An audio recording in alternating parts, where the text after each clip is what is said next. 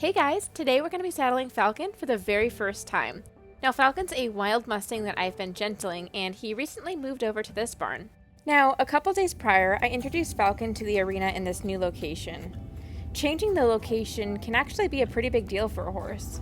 Being in a new location can make a horse more anxious or distracted and not paying as much attention to you. You really can't expect them to be exactly the same as they were in one location to another. We also worked on a little bit of desensitization with the lead rope. I started with a very short end of the rope.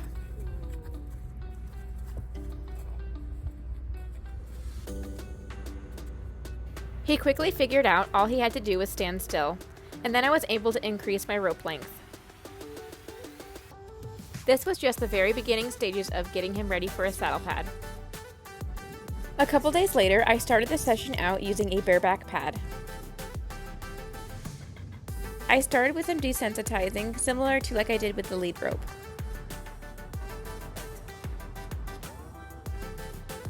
After doing it on his left side, I moved over to his right side so I could continue there. Once I finished on his right side, I then attached my cinch or girth or whatever you call it for the bareback pad. Now I wanted to start out with this bareback pad before putting an actual saddle on, just to see what his response might be and prepare him a little bit more. Once it's on, I send him out so he can get used to the feel of it. While he was nervous when I first introduced the pad, he really didn't seem too bothered by it when he moved out. After lunging him for a bit, I removed the pad, but then went right back to putting it back on. I put it on and took it off several times and on both sides. I like to do that whenever I introduce anything new. I then swapped out the bareback pad for the actual saddle. I let Falcon first sniff the saddle, and of course the supervisor cat came by. Manu is always hanging around when we train, and you've probably seen her in quite a few of my videos. Anyway, I then repeated the process that I had just done with the bareback pad, now with the saddle pad. Once that was done, we went on to putting the actual saddle on, and I put it on, took it off a bunch of times. Everything was going smoothly, so I decided to keep going.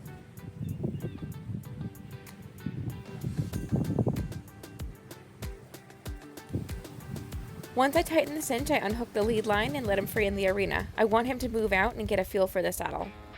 Now I really want to get him a little bit more forward so he can really feel the saddle. So we tried a trot and then a canter. This right here was the extent of his bucking.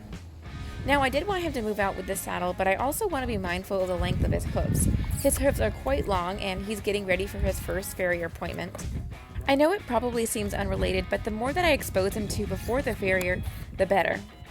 At the same time, I don't want to work him too hard until his feet are done, so I only wanted to do this for a few minutes. Due to the length of his hooves, I imagine it's going to be several trim cycles to get his feet looking really good. I know it was around trim 4 or 5 where I really started to see a difference in Merlin's hooves, and also his gaits. He was much more balanced and less clumsy. Anyway, Falcon did a really great job, so I decided to end the session there. Once we finished, I went on to practicing picking up Falcon's feet. The rest period is a great opportunity to do something that is seemingly easy in comparison to what they had been doing prior. Falcon has definitely been getting better at picking up his feet over the last couple of days. First saddling, all done. Alright, how sweet is this face? He literally reminds me of a fawn. Alright, so now that the saddle has been introduced to Falcon, this is going to be added to his routine. We're going to continue all of his groundwork from here wearing the saddle, or at least most of the time he'll be wearing the saddle. Anyway, that's all for this video. Thank you guys so much for watching. We'll see you in the next video. Bye!